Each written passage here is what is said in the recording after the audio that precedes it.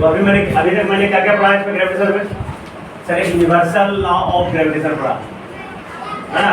Universal of gravitation क्या होता है? A बराबर G(m1 × I r²) ये पढ़ा मैंने। केपलर का 3 लॉ पढ़ा है ना।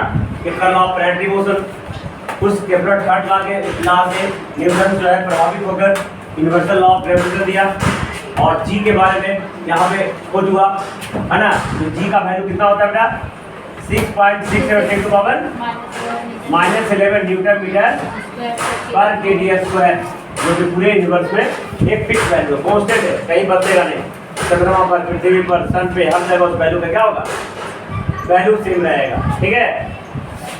और तुमको ये भी बताया था जो प्लैनेटरी मोशन होता है, जो बीच में क्या होते हैं? सन, बीच में क्या होता है? सन के अराउंड एक इलिप्टिकल ऑर्बिट में इस प्लैनेट क्या होते हैं? घूमते रहते हैं।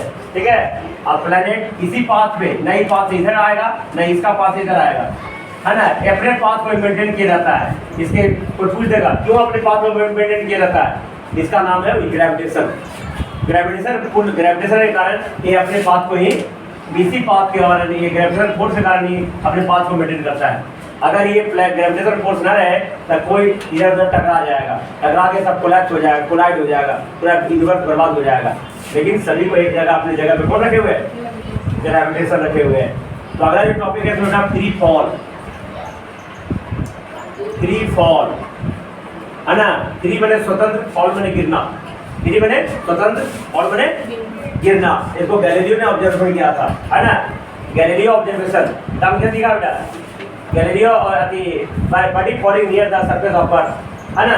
कोई वस्तु जो नीचे गिरता है अर्थ सरफेस के नीचे, जैसे ये देखो ये वस्तु है, हम अर्थ सरफेस पर है ना।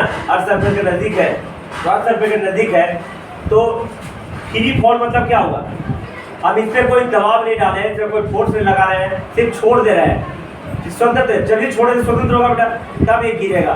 तो जब फ्री फॉल करते हैं, स्वतंत्र रूप से किसी को गिराते हैं, तो वस्तु अपने आप अर्थ के सरफेस की तरफ क्या होता है? अट्रैक्ट करता है। एक होता है फेंकना, फ्री फॉल मतलब कि छोड़ना। अब एक होता है यू वेलोसिटी से फेंकना, वो अलग चीज हो गया। फ्री फॉल मतलब क्या हो गया? यू मतलब जीरो। फ्री फॉल मतलब क्या हो गया? यू मतलब मैंने किसी भी सरफेस बॉडी को हम सिर्फ क्या करेंगे? छोड़ देंगे, तब क्या होगा? तो बहुत लोग ने ऑब्जर्वेशन किया कि फ्री फॉलिंग बॉडी एक कांस्टेंट वेलोसिटी से मूव करता है क्या? तो तुमको ध्यान से देखना, अगर ये गिरेगा तो ये कांस्टेंट वेलोसिटी से मूव करेगा क्या? इसको ऑब्जर्व किसने किया? गैलीलियो ने किया। और गैलीलियो ने ऑब्जर्वेशन किया तो देखा कि जो ये फ्री फॉल होता है, motion under free fall is not a constant velocity, not the object moves with not a constant velocity, but this is a accelerated motion. और मोशन और एक चीज और तुमको बताते हैं कि अगर किसी वस्तु को तुम गिराओगे, अगर किसी वस्तु को ध्यान से सुनो, अगर किसी वस्तु को ध्यान से सुनो मेरी बातों को एक करो, तो जब कोई वस्तु गिराएंगे हम, फ्री फॉल करेंगे, तो जितना देर में वो सरफेस पे पहुंचेगा, ये टाइम उसके मास पे डिपेंड नहीं करता है। किस पे डिपेंड करेगा?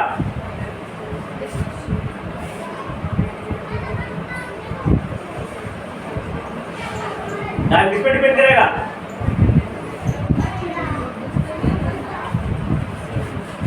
देखो है ना, ये एक कॉपी है, क्या है? एक कॉपी है। कॉपी का वजन पेन के वजन से ज्यादा होगा। ये कॉपी का वजन में वेट मास कर सकते हो, वेट एक वेक्टर क्वांटिटी हो जाएगा। तो लेकिन पढ़ाई की भाषा में मास वेट एक तरह से सेम ही समझो। तो ये कॉपी का वेट या मास ज्यादा होगा पेन का मास।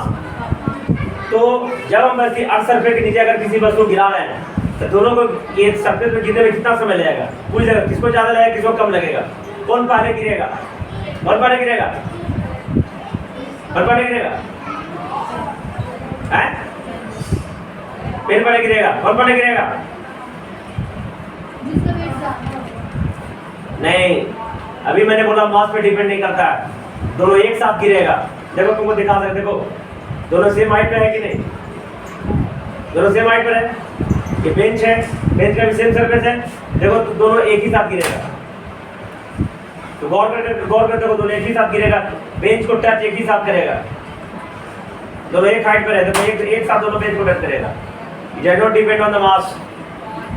ऑब्जेक्टिव में तुमसे कोई पूछ देगा, एक पंख है, पंख उड़ता है हवा में, ठीक है, और एक 50 केजी का लोहा है, अगर ऊपर से गिराएंगे तो कौन पहले गिरेगा? लेकिन both touch the ground at the same time. लेकिन अब तुम घर में जाके करोगे तब पंख और 5 केजी का बटखारा गिराओगे तो तुमको लगेगा कि बटखारा गिर गया और पंखवा नहीं गिरा। तो क्यों होता है? कि तुम जिस सरफेस पे हो वहाँ पे एयर है, तो एयर का जो प्रेशर है वो पंख को ढकेल देता है, तो सीधे ना गिरकर टेढ़ा गिरता है। तो टेढ़ा गिरने के कारण दूरी बढ़ जाता है, दूरी बढ़ने के कारण टाइम लेट से गिरेगा और तुम्हारा इसको दूरी हवा कुछ नहीं कर पाया, इसलिए साइकिल में गिरा। साइकिल में जहाँ हवा ना हो, साइकिल में जब गिराओगे तो 5 केजी का तुम्हारा वेट और एक पंख जिसका कोई बहुत कम मास होता है, दोनों सेम टाइम में गिरेगा नीचे। समझ रहा है? It does not depend on the वो एक से और भारी को वस्तु है तो बताओ। देखो और कोई भारी है, चलो बोतल आओ, बोतल आप भरा हुआ है, देखो एक और बोतल है ना, ना वो भी बोतल वो ज़्यादा वजन का है, देख लो। तो सब प्रैक्टिकल करके दिखाते हैं। देखो इधर दोनों का बॉटम सरफेस जहाँ से गिरेगा, जहाँ टच करेगा, ये थोड़ी टच करेगा, दोनों सेम हाइट पर है। इसका वजन कम, इसका मास कम, इसका मास ज़्यादा। देखो दोनों सेम टाइम पे टच करेगा, टच किया ना सेम टाइम पर। तो किस पे डिपेंड करता है? जी पे डिपेंड करता है। जी को कहते हैं एक्सीलरेशन ड्यू टू ग्रेविटी, जो आगे बताएंगे हम। समझ में आया? पुष्कर देखो तुमको नया एक्सपेरिमेंट बताया, ये भी तक तुमको पता नहीं होगा, ठीक है? देखो ना फ्री फॉल मतलब किसी वस्तु को स्वतंत्र गिरा देना, है ना? स्वतंत्र गिरा देना जिसमें किसी को प्रेशर नहीं होना, है ना? तो ये कैसा मोशन होता है?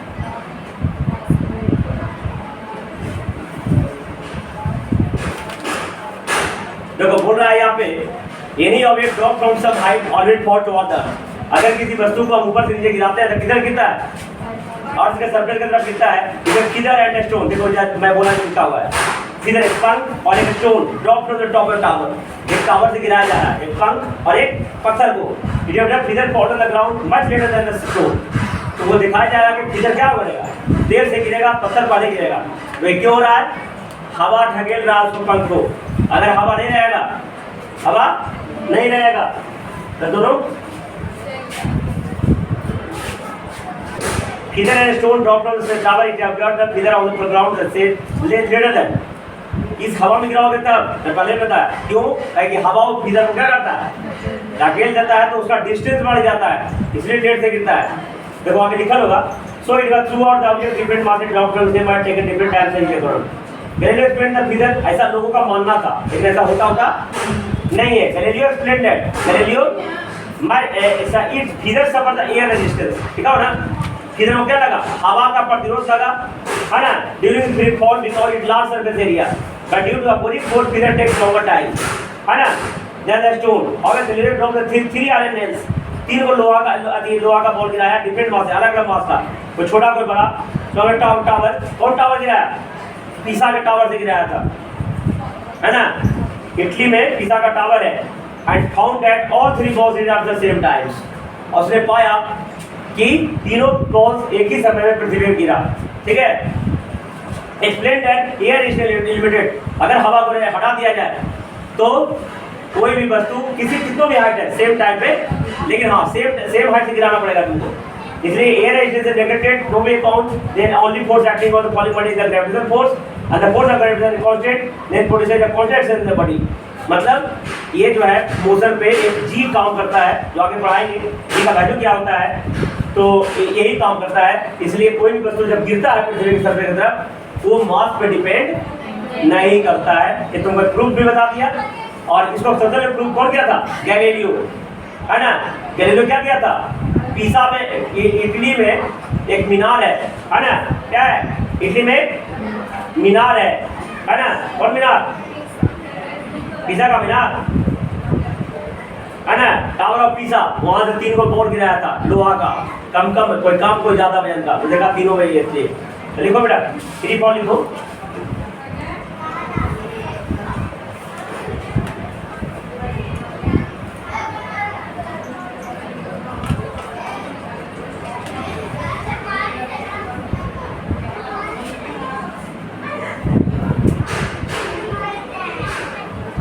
फॉल लिखा ना, हेडिंग लिखा ना फ्री फॉल, देखो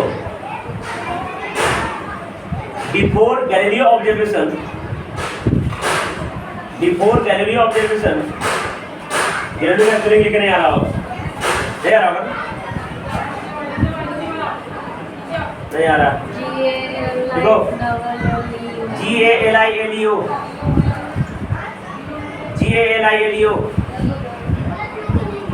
गैलीलियो, देखो before Galileo observation,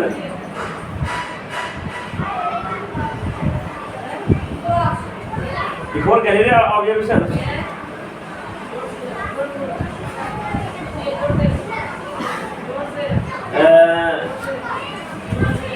before Galileo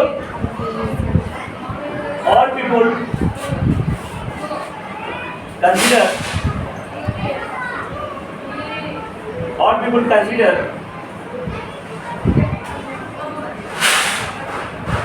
that the object which had higher mass, the object which had higher mass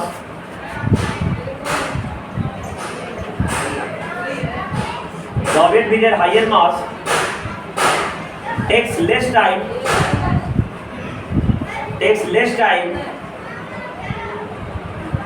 to reach on the surface,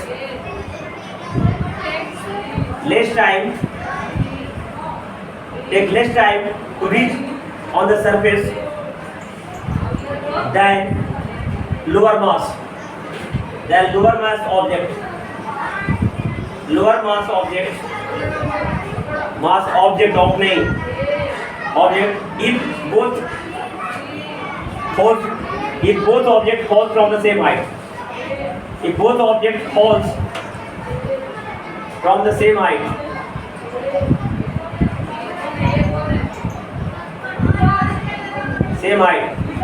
but Galileo explained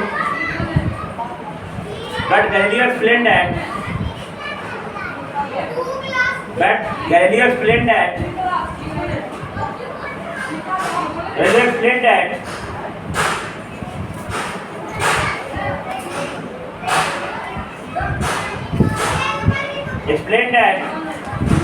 the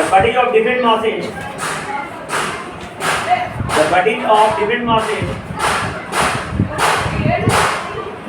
different masses dropped. Galileo explained that if आगे if पे बोलेगा, Galileo explained that if the bodies of different masses dropped simultaneously from the same height, simul कैसे spelling नहीं लिखा रहा होगा, simul तोड़ दो भी लिखो, simul SIMUL tenuously TANEOUSLY, simultaneously from the same height,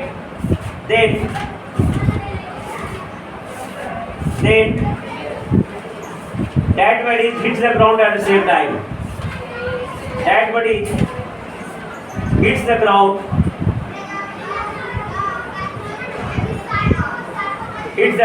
at the same time if air resistance is neglected. Hits the ground at the same time if air resistance is neglected.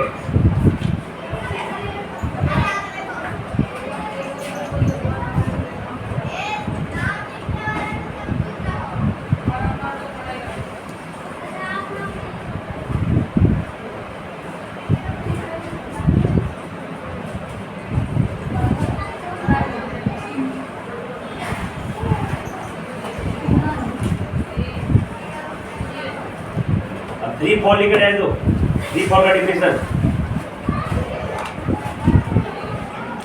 Free fall किसे कहेंगे, मैंने स्वतंत्र रूप से गिरना, सिर्फ gravitational pull के around गिरना है ना, जो अर्थ का फोर्स इसमें लगेगा, एयर का फोर्स नेगलेक्ट कर देना, हटा देना, कोई भी बाहर का फोर्स ना लगना, सिर्फ ग्रेविटेशनल फोर्स जिस वस्तु पे लग रहा है उसको क्या कहेंगे, फ्री फॉल, अपना कोई फोर्स नहीं देना बेटा, ना उसको फेंकना, सिर्फ छोड़ देना, अपने गिरेगा। फ्री फॉल लिखने दो। देखो the falling body on which, free fall, the falling body on which, falling body गिरता हुआ वस्तु, the falling body on which only force of gravitation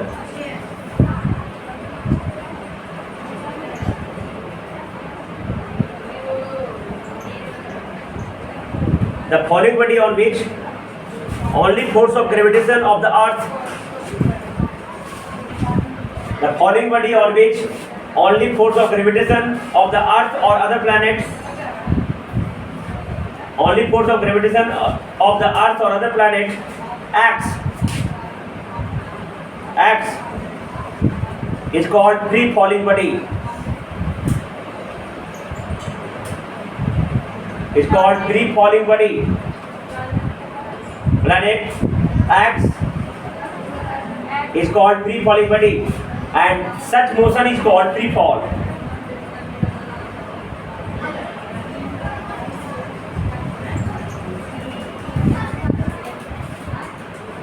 अगला पॉइंट देखिएगा, motion under free fall,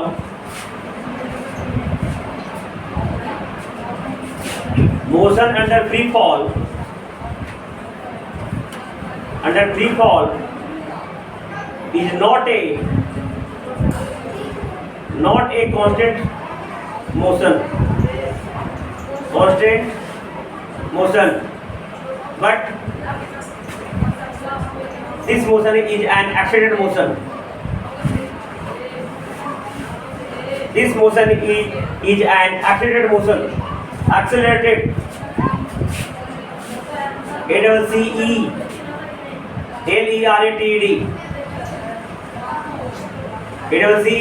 ACCELERATED. This motion is an accelerated motion, and the acceleration ये अगला point देखें,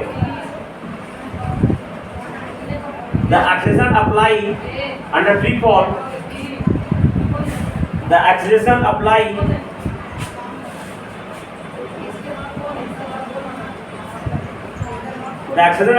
under a free fall,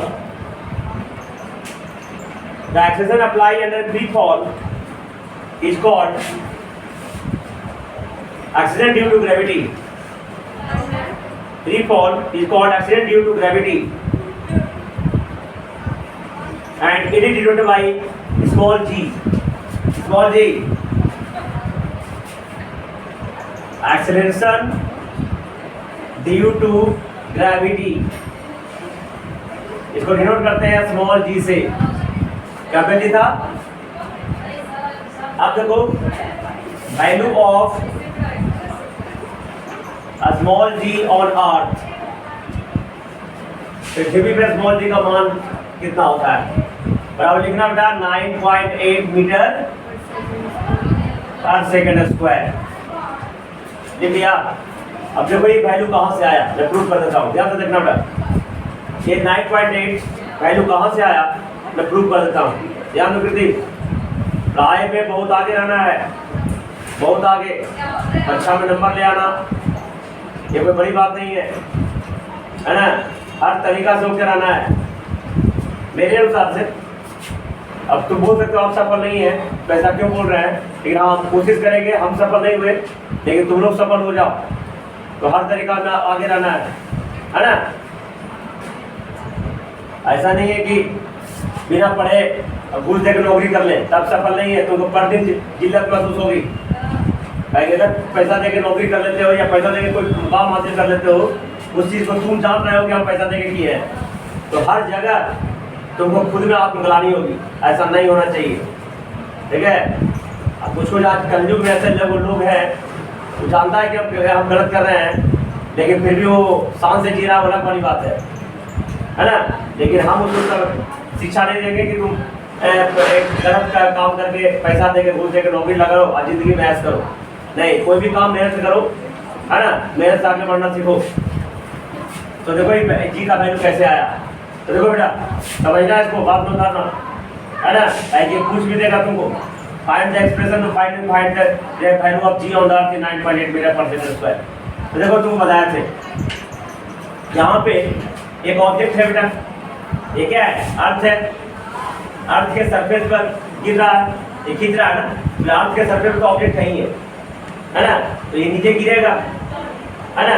एक object क्या हो गया, स्मॉल एम ऑब्जेक्ट का मास, और एक कैपिटल एम पृथ्वी का मास। लिखो, late an object of mass m, let an object of mass m बटा m falls on the surface of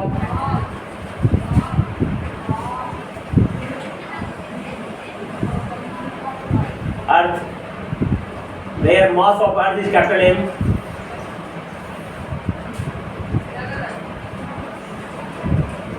where mass of earth is capital M। जब कैपिटल M बराबर बनाए तो क्या होता है बेटा, नहीं याद होगा, याद है? 64 but 6 Guna 10 to the power 24 kg, कितना, 6 गुना 10 to the power 24 kg, 6 Guna 10 to the power 24 kg, mass of अर्थ बताया था, मास ऑफ मून बताया था, 7 गुना 10 to the power 22 kg। देखो इधर, तो एक ऑब्जेक्ट है तुम्हारा स्मॉल एम, एक है तुम्हारा अर्थ, बीच में ये इसका सेंटर है, गिरेगा अर्थ पे सरफेस पर, अर्थ के ये कितना रेडियस कंसीडर करेंगे दूरी के रूप में, दूरी के सामने में। देखो इधर, तो सिंस ए बराबर क्या होता है बेटा, जी छोटकी एम और बड़का एम बटा में आर स्क्वायर, इक्वेशन है ना, by Newton's law, Newton's law क्या पढ़े बेटा, ए बराबर ए में, ए बराबर, तो यही ए एक्सेशन है ना, तो इस फ्री फॉर्म में ए क्या लगता है, जी लगता है, ठीक है। A is replace by G, A is replace bye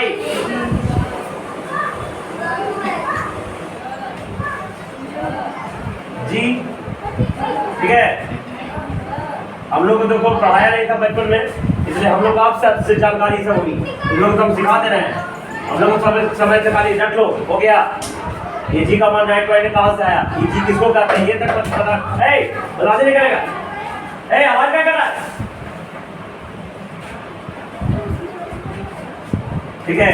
यही क्वेश्चन अब बता दे रहे हैं, ये क्या है, ये क्या है, ये क्या है, फोर्स, ये क्या है, मास, इसका ऑर्बिट का मास है, ऑर्बिट गिर रहा है, जी क्या है, ऑर्बिट जिस एक्सेलरेशन से गिर रहा है जी का वैल्यू है, तो ये भी एक एक्शन पॉइंट, दोनों एक फेज है ना, दोनों एक फेज में, दोनों का एलएचएस बराबर है, तो आंसर क्या हो जाएगा, बराबर हो जाएगा ना, ध्यान से देखना बेटा। और क्वेश्चन 1 and 2 क्या हो जाएगा, जी एम ऐसा पहले लिख दो बेटा,